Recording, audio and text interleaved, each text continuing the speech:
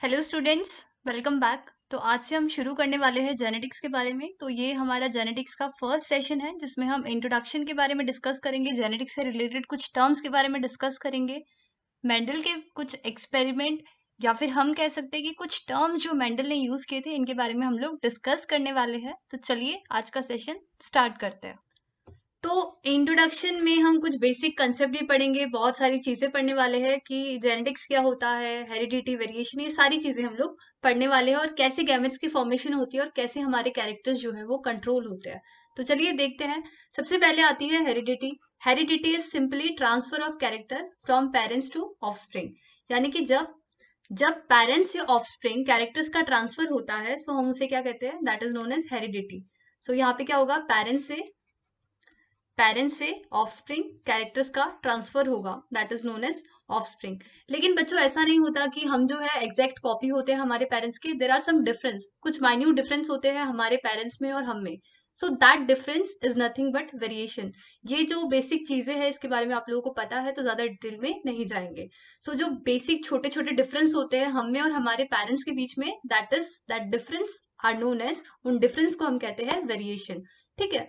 तो जेनेटिक्स की अगर हम बात करें, genetics is the branch of biology और ब्रांच ऑफ साइंस जिसमें हम हेरिडिटी यानी कि पेरेंट्स से ऑफस्प्रिंग में कैरेक्टर कैसे जा रहे हैं, वेरिएशन जो डिफरेंसेस है, और इन्वायरमेंटल फैक्टर यानी कि इन्वायरमेंट का उन कैरेक्टर्स को या फिर उस वेरिएशन में या फिर ट्रांसफर में कैसे रिस्पॉन्सिबल होता है। ये सारी चीजें जिस ब्रांच ऑफ साइंस में हम पढ़ते हैं या फिर जिस ब्रांच ऑफ बायोलॉजी में हम पढ़ते हैं, that branch of biology is known as genetics. So इसी के बारे में हम लोग डिटेल में पढ़ने वाले हैं। तो ये जो जेनेटिक्स टर्म है ये फर्स्ट टाइम दिया था विलियम बेटसन ने। ये क्वेश्चन आपसे पूछ लिया जाता है। तो ये आपको याद रखना है। कुछ इंपॉर्टेंट चीजें जो आएगी, नाम आएंगे, कुछ डेट्स आएंगी, तो वो सारी चीजें आपको वहीं पे नोट डाउन करनी है।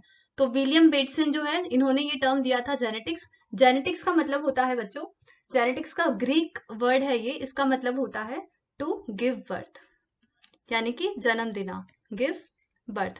That is the literal meaning of genetics. ठीक है।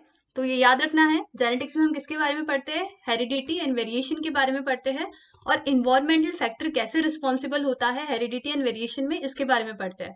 तो जिस ब्रांच ऑफ साइंस में हम ये सारी चीजें पढ़ते हैं that is known as genetics. ठीक है। फर्स्ट टाइम ये किसने दिया था ये word, so that was given by William Bateson. तो जेनेटिक्स बेसिकली, जेनेटिक्स किस, हम क्या पढ़ रहे हैं इस एरिया पे, जेनेटिक्स को हम तीन क्लासेस में डिवाइड कर सकते हैं, that is classical genetics, molecular genetics and evolutionary genetics. तो थोड़ा सा आइडिया दे देती हूँ कि किस ब्रांच में हम क्या पढ़ते हैं। तो क्लासिकल जेनेटिक्स की अगर हम बात करें तो क्लासिकल जेनेटिक्स में हम लोग बेसिकली पढ़ते हैं मेंडल्स के जो प्रिंसिपल थे, यानी कि मेंडल्स के जो सिद्धांत थे हेरिडिटी को रिलेटेड, उनके बारे में पढ़ते हैं। यहाँ पे लिख लेते हैं Mendel's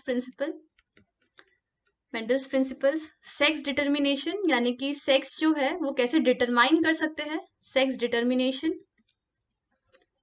sex linkage and cytogenetics. तो ये सारी कुछ चीजें हैं जो हम क्लासिकल जेनेटिक्स में पढ़ते हैं, और आज के सेशन में या फिर इसमें इस पार्ट ऑफ जो हम पढ़ रहे हैं अभी, उसमें हम बेसिकली इन्हीं चीजों के साथ अभी डील करने वाले हैं इनिशियली। उसके बाद हम बाकी के जेनेटिक्स के बारे में पढ़ेंगे। तो सेकेंड ब्रांच की अगर हम बात करें, second branch is molecular genetics. Molecular genetics में बच्चों हम पढ़ते हैं जो भी हमारा जेनेटिक मटेरियल है, यानी कि जो हमारा डीएनए है, डीएनए का स्ट्रक्चर कैसा है, डीएनए के स्ट्रक्चर के बारे में, वो रेप्लिकेट कैसे होता है, रेप्लिकेशन कैसे होता है, रेप्लिकेट कैसे होता है, रेप्लिकेशन कैसे शो करता है, इसके बारे में, वो प्रोटीन्स की फॉर्मेशन कैसे होती है डीएनए को यूज करके, जेनेटिक मटेरियल को यूज करके, और रिकॉम्बिनेंट डीएनए टेक्निक्स। तो ये सारी जो चीजें हैं बच्चों वो हम पढ़ते हैं अंडर मॉलिक्यूलर जेनेटिक्स के बारे में।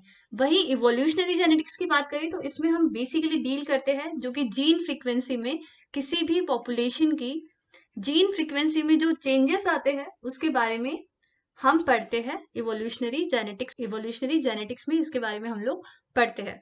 तो ये तीन ब्रांच है, तीन एरियाज है ऑन द बेसिस ऑफ कि हम क्या पढ़ रहे हैं उसमें। ठीक है। तो that is classical genetics, molecular and evolutionary genetics.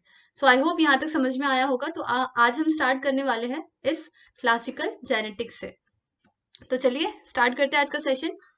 तो क्लासिकल जेनेटिक्स की अगर हम बात करें तो इसमें हम बेसिकली डील करेंगे हमारे मेंडल्स के जो प्रिंसिपल थे, पहले उनको समझेंगे, फिर धीरे धीरे थोड़ा कॉम्प्लेक्स लेवल पे मूव ऑन करेंगे।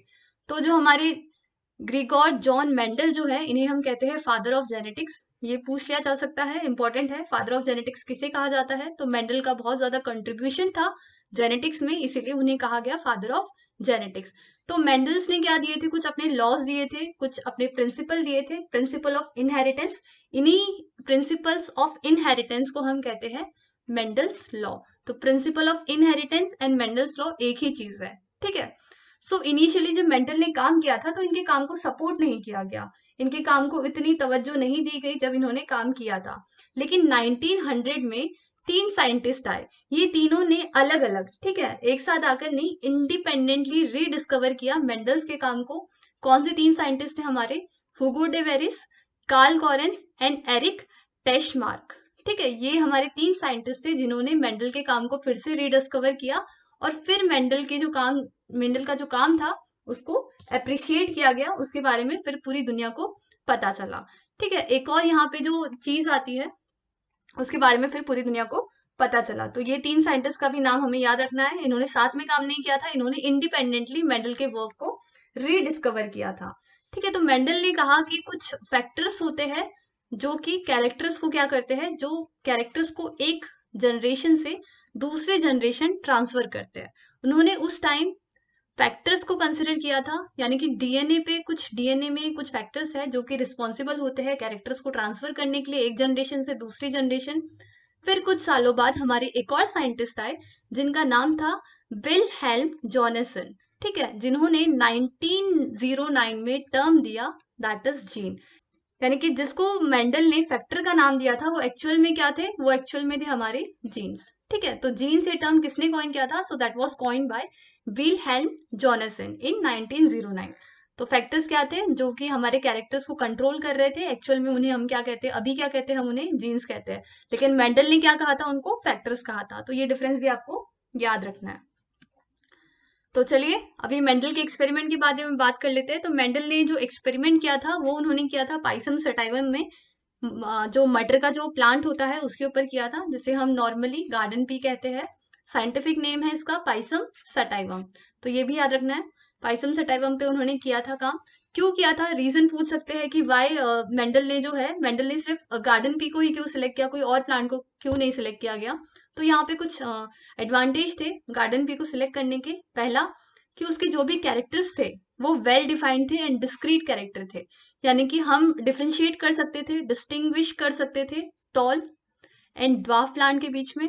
ऐसे कुछ कैरेक्टर्स थे जो इजिली हम रिकॉग्नाइज कर सकते थे, देख सकते थे, और डिस्क्रीट कैरेक्टर थे, यानी कि अलग अलग कैरेक्टर थे। बाइसेक्सुअल यहाँ पे फ्लावर था, दोनों सेक्स प्रेजेंट थे, ऐसा फ्लावर था। वैसे तो ये प्रीडोमिनेंटली सेल्फ फर्टिलाइजेशन शो करता है, लेकिन अगर हम चाहे तो क्रॉस फर्टिलाइजेशन भी वहां पे पॉसिबल था, ये एक और रीजन था। इजी हाइब्रिडाइजेशन, यानी कि वहां पे ब्रीडिंग की प्रोसेस भी जो थी वो इजिली हम परफॉर्म कर सकते हैं, ब्रीडिंग की प्रोसेस। इसके अलावा it was easy to cultivate, ज्यादा जगह नहीं घेरते थे, थोड़ी सी जगह में ही हम उनको कल्टीवेट कर सकते थे। And the last one is short life span. तो ये कुछ इंपॉर्टेंट पॉइंट्स थे या फिर इंपॉर्टेंट कारण थे जिसकी वजह से मेंडल ने जो है पाइसम सटाइवम को सिलेक्ट किया, क्योंकि ये कहीं ना कहीं उनको एडवांटेज था इन सारे कैरेक्टर्स के होने की वजह से। अभी बात कर लेते हैं कि मेंडल्स ने कौन से कैरेक्टर्स जो है वो स्टडी किए थे पी प्लांट के ऊपर।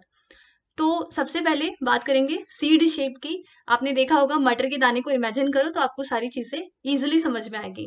मटर के जो दाने होते हैं वो गोल भी हो सकते हैं, कभी कभार वो कैसे होते हैं, वो थोड़े से रिंकल्ड होते हैं, यानी कि थोड़े से उबड़ खाबड़ होते हैं, टच करने में सॉफ्ट गोल नहीं होते, वो थोड़े से रिंकल्ड होते हैं।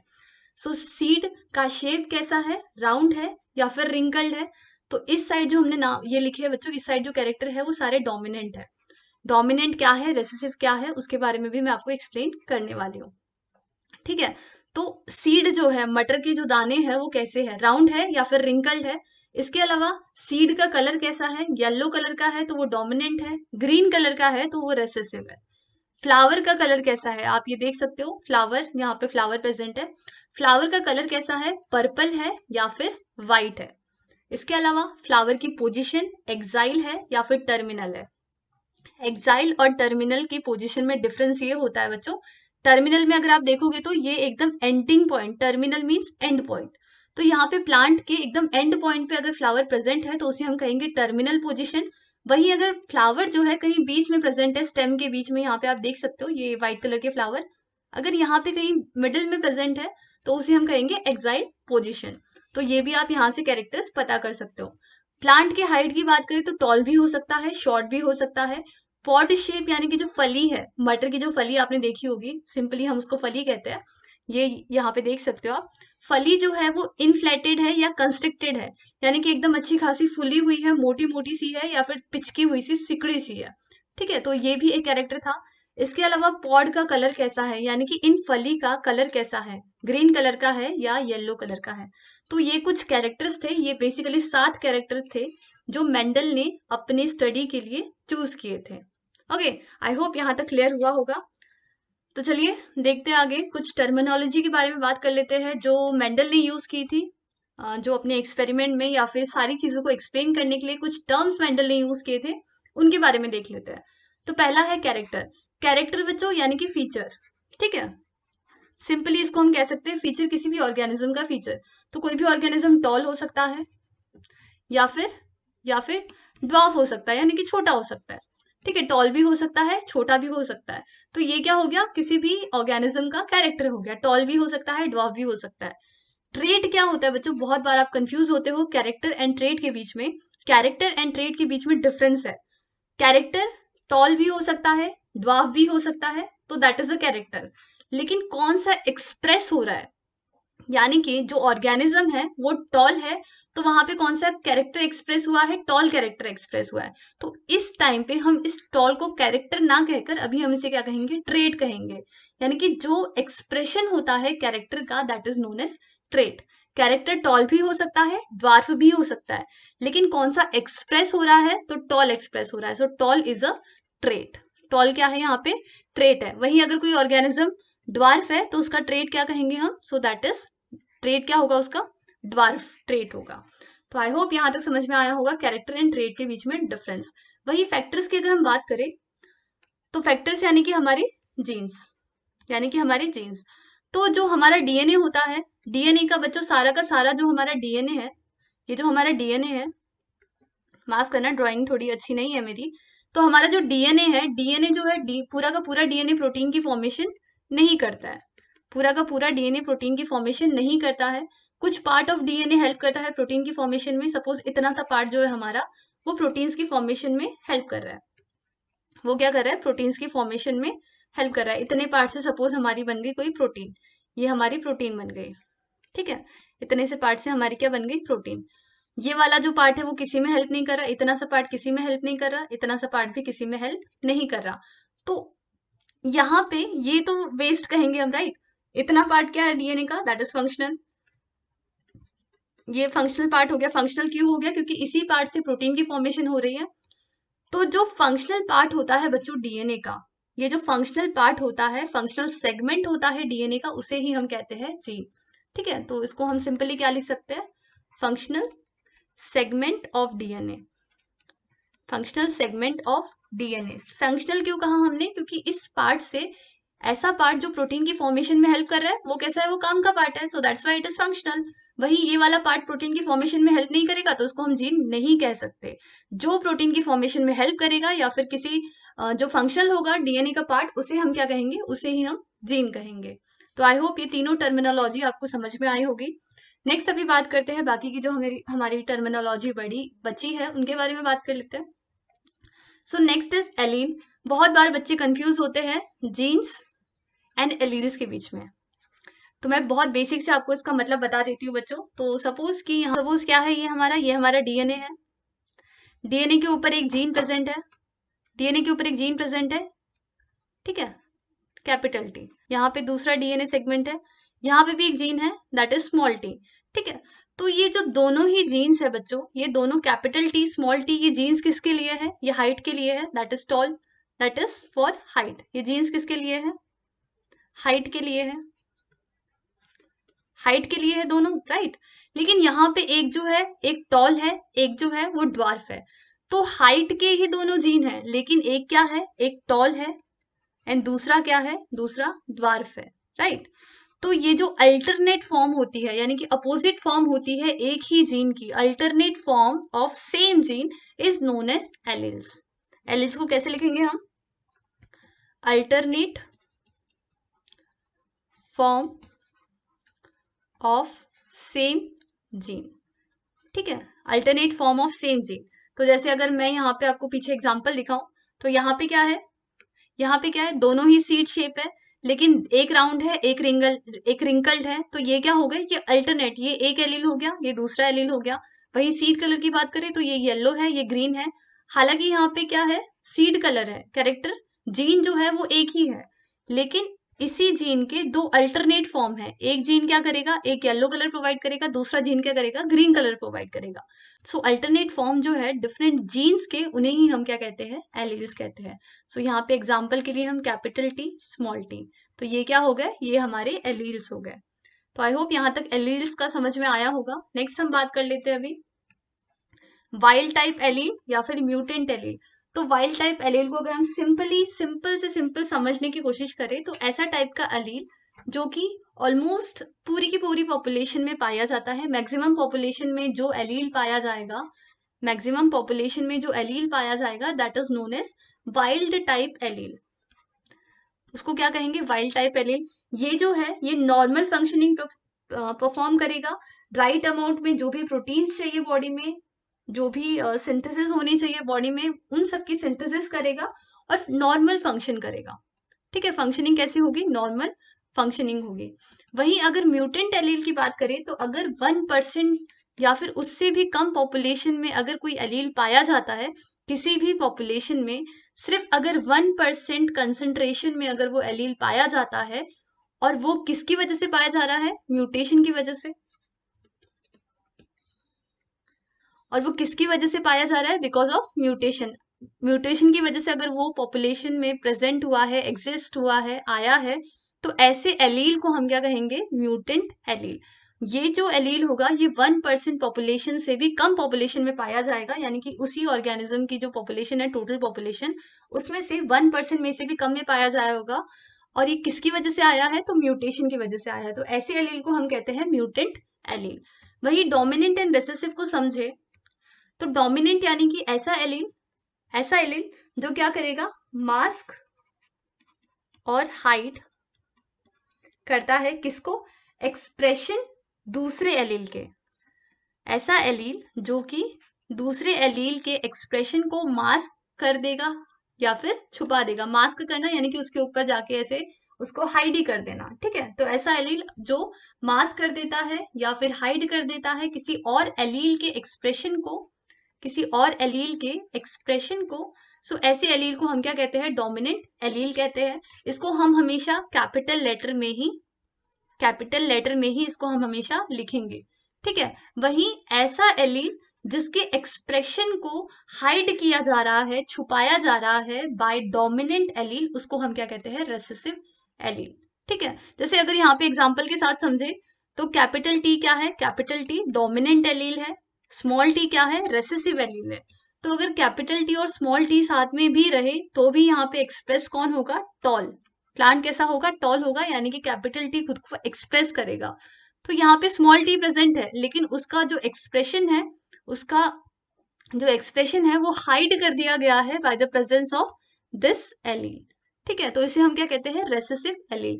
जिसका एक्सप्रेशन हाइड होता है due to the presence of dominant allele, उसको हम क्या कहते हैं, रेसेसिव एलील। और इसको हम हमेशा स्मॉल लेटर में या फिर लोअर केस लेटर में रिप्रेजेंट करते हैं। तो आई होप यहाँ पे जो भी टर्म्स मेंडल ने यूज किए थे आपको यहाँ तक समझ में आया होगा। आगे देखते हैं। इसके अलावा कुछ और जो बेसिक सी चीजें हैं जो हमें समझनी जरूरी है, that is homozygous and heterozygous chromosome. Homozygous and heterozygous में अगर हम मतलब समझे, तो यहाँ पे बच्चों देख लो, ये क्या है, ये हमारे सिस्टर क्रोमैटिड्स, ये है क्रोमोसोम, बेसिकली ये क्रोमोसोम, ये क्रोमोसोम है, ठीक है। उसमें ये जो दो आर्म है इसको हम कहते हैं सिस्टर क्रोमैटिड्स, सिस्टर क्रोमैटिड्स। चाहे ये दोनों आर्म हो, चाहे ये दोनों हो, चाहे ये दोनों हो, इनको हम क्या कहेंगे, सिस्टर क्रोमैटिड्स। वहीं ये जो आर्म है बच्चों, इस क्रोमोसोम की एंड इस क्रोमोसोम की, इसे हम क्या कहेंगे, non sister chromatids. They are known as non sister chromatids. ठीक है, ओके अभी हम समझते हैं होमोजाइगस एंड हेटेरोजाइगस। सो यहाँ पे अगर दो आइडेंटिकल एलील प्रेजेंट है, दो आइडेंटिकल एलील प्रेजेंट है किसी भी क्रोमोसोम पे, जैसे आप यहाँ पे देखोगे जिस लोकेशन पे बच्चों, जिस लोकेशन पे जो जीन प्रेजेंट होता है, जिस लोकेशन पे यहाँ पे एलील्स प्रेजेंट होते हैं, उसी को हम क्या कहते हैं, लोकस। लोकस कहते हैं हम उसे। ठीक है, बेसिक सी चीजें हैं जो आपको याद होनी चाहिए। तो यहाँ पे आप देखो, यहाँ पे ये जो है ये एलील कैसा है, कैपिटल बी। ये वाला एलील कैसा है, ये भी कैपिटल बी। तो अगर दो आइडेंटिकल एलील प्रेजेंट है, दो आइडेंटिकल एलील प्रेजेंट है, सेम एलील प्रेजेंट है, तो उसे हम क्या कहेंगे, होमोजाइगस। वहीं इस केस की अगर हम बात करें, इस वाले क्रोमोसोम की अगर हम बात करें, तो यहाँ पे आप देख सकते हो, यहाँ पे एलील कैसे है, एलील अल्टरनेट है, यानी कि एक कैपिटल बी है, एक स्मॉल बी है।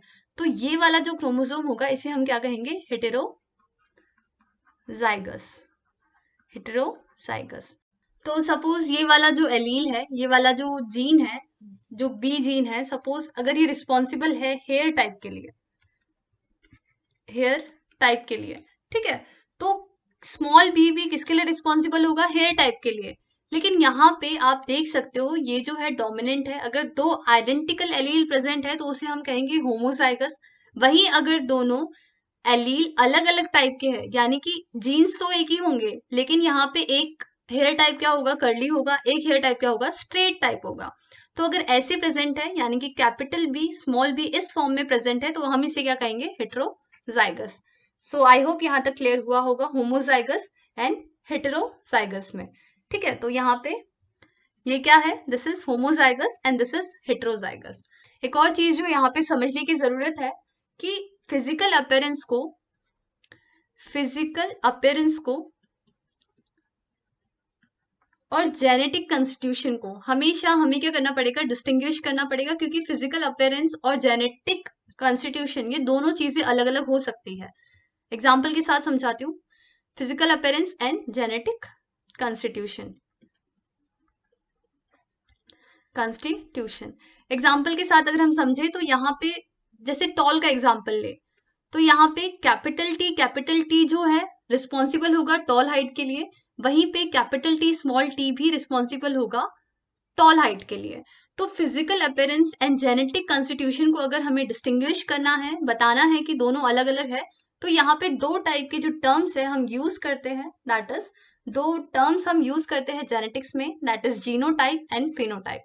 जीनोटाइप हमें बताएगा जेनेटिक कंस्टिट्यूशन किसी भी इंडिविजुअल का कैसा है, वही फिनोटाइप ऑब्जर्वेबल प्रॉपर्टीज पे डिपेंड होगा, यानी कि सिर्फ हम ऑब्जर्व करके उसको देखकर हम बता देंगे कि वो जो ऑर्गेनिज्म है वो टॉल है या फिर ड्वार्फ है। ठीक है, तो जीनोटाइप में हम जेनेटिक कंस्टिट्यूशन की बात करते हैं, फिनोटाइप में हम ऑब्जर्वेबल प्रॉपर्टीज की बात करते हैं। तो आई होप यहाँ तक क्लियर हुआ होगा। ये कुछ टर्मिनोलॉजी थी जो मेंडल्स ने यूज की थी। आगे हम बात करने वाले हैं कि ये गैमेट्स की फॉर्मेशन कैसे होती है, यानी कि कैरेक्टर्स कैसे कंट्रोल होते हैं, डीएनए से गैमेट्स की फॉर्मेशन कैसे होती है, इसके बारे में हम लोग डिस्कस करने वाले हैं, क्योंकि बहुत बेसिक सा है और बच्चों को इसी में बहुत ज्यादा कंफ्यूजन होती है। तो हमें पता है कि हम अगर ह्यूमंस की बात करें तो वी आर डिप्लॉयड ऑर्गेनिज्म। हम क्या है, डिप्लॉयड ऑर्गेनिज्म है, डिप्लॉयड ऑर्गेनिजम्स। डिप्लॉयड ऑर्गेनिज्म मतलब कि हम कंटेन करते हैं दो कॉपी किसी भी जीन की, एक ही जीन की हम दो कॉपी कंटेन करते हैं। एक कॉपी जो है फादर से आती है, दूसरी कॉपी जो है मदर से आती है। So we are basically diploid organism. हमारे हर क्रोमोसोम जो है वो पेयर्स में प्रेजेंट होते हैं। तो यहाँ पे अगर हम बात करें, सपोज हमारे पास है डीएनए, तो हमारे पास क्या है, हमारे पास डीएनए है, यहाँ पे ड्रॉ कर देते हैं। ये एक स्ट्रैंड हो गया, ये एक स्ट्रैंड है, ठीक है, एंड ये है दूसरा strand, this is the second strand. तो ये जो है ये दो स्ट्रैंड ऑफ डीएनए है। यहाँ पे हम लोग दिखा देते हैं कि यहाँ पे क्या प्रेजेंट है, यहाँ पे कौन सा एलील प्रेजेंट है। So this contain capital T, this contain capital A. वहीं पे ये जो दूसरा डीएनए है ये कंटेन करता है small T and small A. ठीक है, तो यहाँ तक आई होप समझ में आया होगा। तो फिर क्या हुआ बच्चों, यहाँ पे किस फॉर्म में प्रेजेंट है, डिप्लॉयड फॉर्म में प्रेजेंट है, 2n के फॉर्म में प्रेजेंट है। फिर क्या हुआ, फिर रेप्लिकेशन हुआ, सिंथेसिस फेज आया। सिंथेसिस फेज आया। रेप्लिकेशन मींस यहाँ पे क्या होगा, डीएनए का रेप्लिकेशन होगा। डीएनए का रेप्लिकेशन होगा मींस एक डीएनए से क्या होगा, एक और कॉपी डीएनए की फॉर्म होगी। यहाँ पे क्या होगा, रेप्लिकेशन होगा, तो रेप्लिकेशन दिखा देते हैं। सो ये था हमारा पहले वाला डीएनए। इसको थोड़ा अलग अलग दिखाते हैं ताकि समझने में इजी हो। Capital T, capital A, small T, small T, small A. ठीक है, ये क्या है, हमारे जीन्स है, एलील्स है। तो यहाँ पे क्या हुआ बच्चों, यहाँ पे एक और कॉपी बनी। इसको भी दिखा देते हैं। That will be capital T, this is capital A. यहाँ पे भी कॉपी बनी, that is small T, small A. ये कैसे है, रेसेसिव एलील है। ये कैसे है, ये डोमिनेंट एलील है। ठीक है, यहाँ पे रेप्लिकेशन हो गया डीएनए का, कॉपी बन गई डीएनए की, रेप्लिकेशन हो गया। उसके बाद आएगा meiosis one. Meiosis one, meiosis one में मेटाफेज वन। ठीक है, तो इसमें क्या होगा, अभी ये जो डीएनए है ये होमोलोगस क्रोमोसोम में क्या हो जाएंगे, होमोलोगस क्रोमोसोम में अरेंज हो जाएंगे। तो इसकी फॉर्मेशन कैसे होगी, तो उसको दिखा देते हैं। ये कुछ ऐसे दिखेंगे। पहले ये वाला कंसिडर करते हैं, दिस वन। तो ये ऐसे,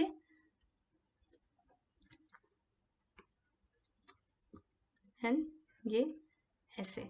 ठीक है, होमोलोगस क्रोमोसोम की फॉर्म में क्या हो गए, ये अभी अरेंज हो गए। होमोलोगस क्रोमोसोम की फॉर्म में अरेंज हो गए। जीन्स दिखा देते हैं यहाँ पे, लोकेशन कैपिटल टी, कैपिटल ए, कैपिटल टी, कैपिटल ए। ये हो गया हमारा एक, ये वाला, दिस वन। अभी इसको ड्रॉ कर लेते हैं। तो ये भी कैसे होंगे, क्रोमोसोम में अरेंज हो गए कुछ इस फॉर्म में, क्रोमोसोम में क्या हो जाएंगे, अरेंज हो जाएंगे। So this will be small T, small A, small T, small A. ठीक है, यहां तक आई होप क्लियर हो गया होगा। सबसे पहले क्या लिया हमने, डीएनए लिया। डीएनए का रेप्लिकेशन हुआ, रेप्लिकेशन होने के बाद सेम कॉपी यहाँ पे फॉर्म हो गई। उसके बाद क्या होगा, यहाँ पे ये डीएनए ने क्या किया, क्रोमोसोम में खुद को अरेंज कर लिया। नेक्स्ट आता है हमारा एनाफेज।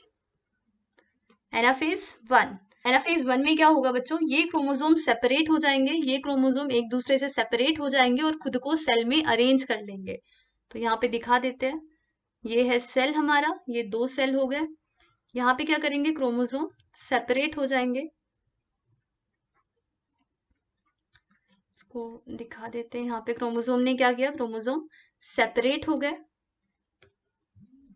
क्रोमोसोम क्या हो गए, यहाँ पे सेपरेट हो गए और अलग अलग सेल में अरेंज हो गए। So that is capital A, capital A. ठीक है, तो क्रोमोसोम क्या हो गए, यहाँ पे क्रोमोसोम सेपरेट हो गए एंड अलग अलग सेल में अरेंज हो गए। फिर आएगी हमारी next stage, that is anaphase to. Anaphase में टू में क्या होगा बच्चों, ये जो क्रोमैटिड्स है, ये एक क्रोमैटिड, ये दूसरा क्रोमैटिड। अगर सेम क्रोमोसोम के क्रोमैटिड्स की अगर हम बात करें, so they are known as sister chromatid. वही इस आर्म की और इस आर्म की अगर हम बात करें, so they are non sister chromatids. तो अभी क्या होगा बच्चों, यहाँ पे सिस्टर क्रोमैटिड्स सेपरेट हो जाएंगे और चार सेल की फॉर्मेशन होगी। कैसे होंगे ये चार सेल, दिखा देते हैं। एक, दो, तीन, चार। ठीक है, यहाँ पे चार सेल की फॉर्मेशन होगी।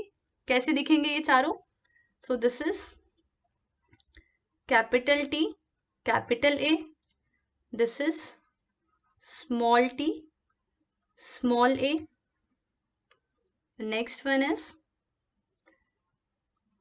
कैपिटल टी, कैपिटल ए,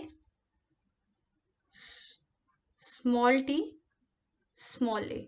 तो इसे क्या कहते हैं हम बच्चों, यही क्या है, ये हमारे चार गैमेट्स की फॉर्मेशन है।